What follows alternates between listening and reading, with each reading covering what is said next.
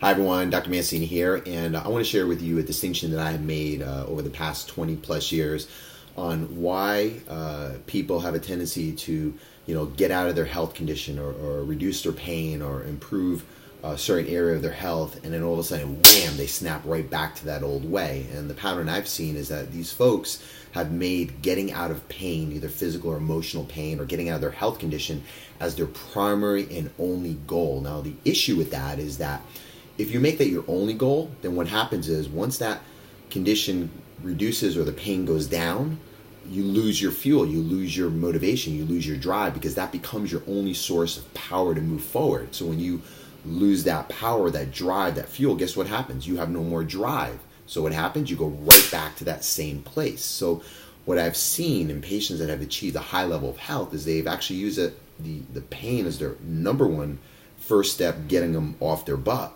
basically. But that's step one experience. Step two is you need to start creating a compelling vision. You got to start asking yourself, what am I missing out on? What is this condition preventing me from being, doing, and having in my life? If I didn't have this condition, what would I be working on?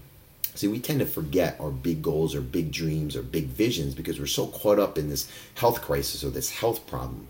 The challenge with that is that you make that your only goal. And then once that goes down, you've lost your power. But when you start to focus on a bigger vision, a bigger goal, a bigger outcome, what happens is when that pain starts going down, physical or emotional, the condition starts calming down, you start controlling it. You don't have less fuel. It's like you release the brakes. When you release the brakes, you start driving even faster, farther.